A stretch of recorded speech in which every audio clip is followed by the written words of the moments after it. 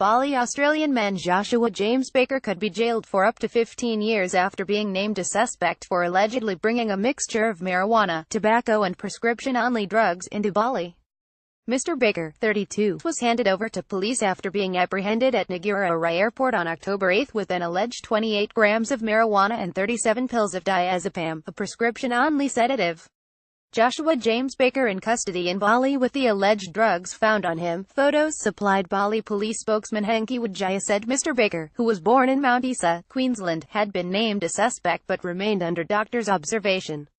Naming someone a suspect in the Indonesia justice system means authorities believe they have enough evidence for charges to be filed, which does not take place until the case is before the court. Police said Mr. Baker faced charges of drug importation and/or possession, which carry maximum sentences of 15 and 12 years respectively. Under Indonesia's strict anti-drug laws, Baker would face a minimum 5 years behind bars if convicted of drug importation and minimum 4 years if found guilty of possession. Mr. Baker managed to escape from a police hospital on October 10 when he went to the toilet and broke out through the window, while the 2 police officers guarding his room were watching television. He hired a motorcycle taxi and led police on a cat-and-mouse chase until they managed to reapprehend him at a hotel in the expat precinct of Canggu about 12 hours later.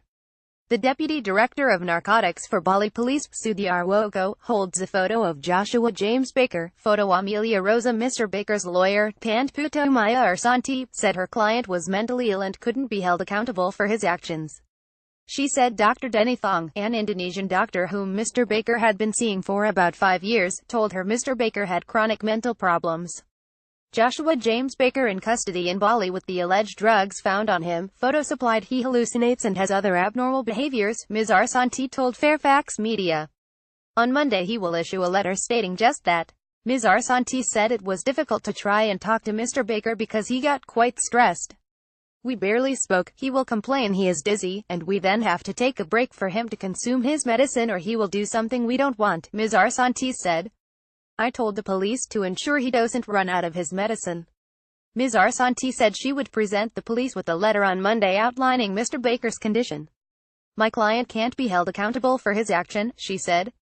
When he was questioned by police the other day, he relapsed. Thank God his medicine was there. He took that. If it wasn't there, who knows what might have happened. The police know that. Mr. Wijaya said the doctor's assessment had not been received yet and Mr. Baker remained under police arrest at Bayangkara Trajata Police Hospital.